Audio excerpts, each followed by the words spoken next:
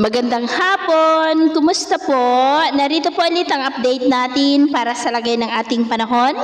Ngayong hapon po ng October 23, 2023 na kung saan sa ngayon ay malakas na nga po ang daloy ng hanging amihan at easterlies gaya ng inyong nakikita na dahilan po ng mga pag-ulan na atin pong nararanasan ngayon at ang amihan ay nasa may northern part pa rin ng Northern Luzon at silangang bahagi ng Northern Luzon habang ang easterlies ay patuloy naman ang pag-ihip sa Southern Luzon at silangan ng Visayas at ang shear line ay patuloy rin na nakakaapekto dyan po sa silangan ng Central Luzon. At ito naman may pinapakita ng forecast model natin pong ginagamit hanggang sa susunod na 2 linggo.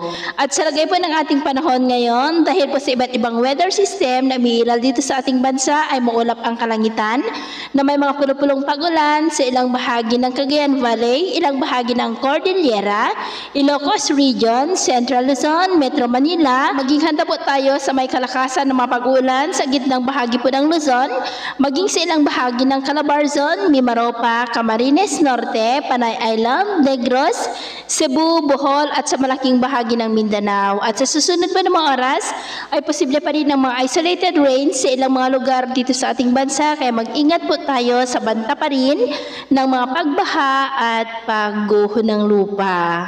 At sa atin naman po ang mga baybayin dahil sa amihan ay may kataasan na po ang mga alon dyan po sa may seaboard ng Batanes, Babuyan Island, seaboard ng Ilocos Norte, seaboard ng Cagayan, Isabela, Aurora at maging po sa may seaboard ng Catanduanes na ang mga alon po ay posibleng aabot hanggang po sa 2 to 3 meters height. Kaiwasan na po muna natin ang papalaot dyan sa mga may kulay pula para po mas makaiwas sa mga sakunang pangkaragatan.